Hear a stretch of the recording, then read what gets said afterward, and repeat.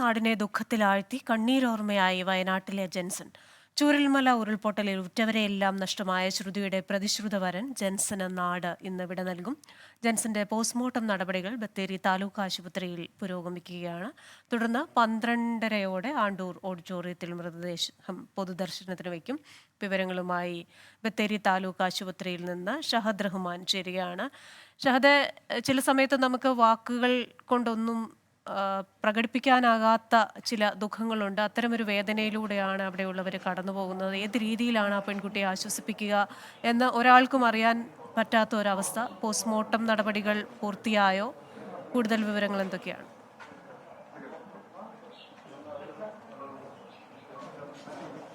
ക്രിസ്ത്യന, postmortem നടപടികൾ പൂർത്തിയായി. ഇപ്പോൾ മൃതദേഹം ഇവിടെ നിന്നും ഇറക്കുകയാണ്. ഈ ബത്തേരി താലൂക്ക് ആശുപത്രിയിൽ നിന്നും മൃതദേഹം ഇറക്കുകയാണ്.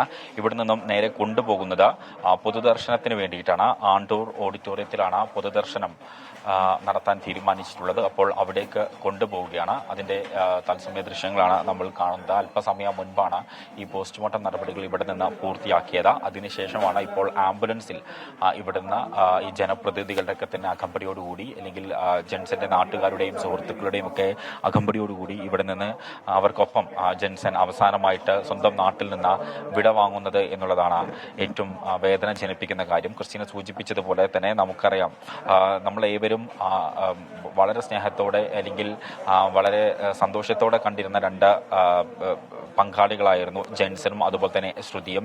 കാരണം ഈ ഉരുൾപൊട്ടലിൽ ശ്രുതിയെ സംബന്ധിച്ചിടത്തോളം ശ്രുതിയുടെ കുടുംബത്തിലെ എല്ലാവരെയും നഷ്ടമായി.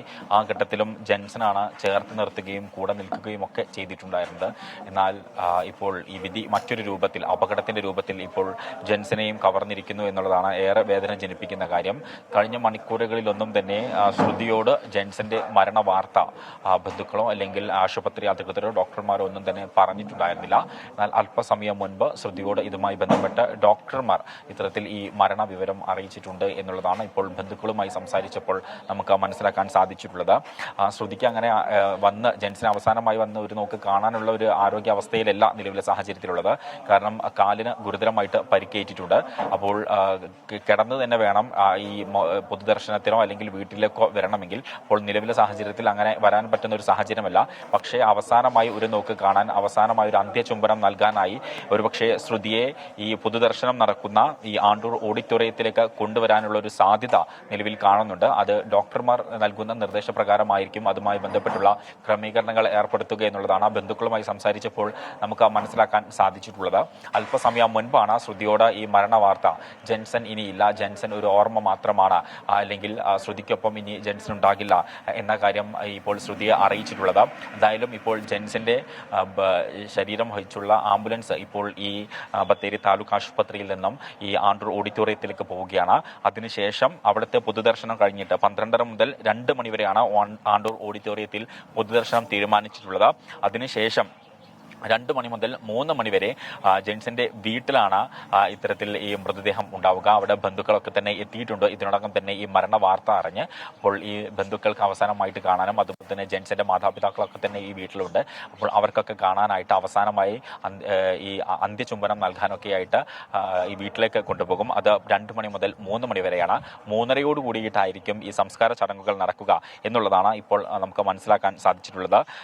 സംസ്കാര ചടങ്ങുകൾ നടക്കുക നിത്യസഹായ മാതാപള്ളി സെമിത്തേരിയിലാണ് ഈ സംസ്കാര ചടങ്ങുകൾ നടക്കുക. എന്തായാലും ജെൻസന്റെ മൃതദേഹം ഇപ്പോൾ ഈ ബത്തേരി താലൂക്ക് ആശുപത്രിയിൽ നിന്നും പോസ്റ്റ്മോർട്ടം നടപടികൾ പൂർത്തിയാക്കി പൊതുദർശനത്തിനായി ഓഡിറ്റോറിയത്തിലേക്ക് കൊണ്ടുപോയിട്ടുണ്ട്. ക്രിസ്റ്റീന,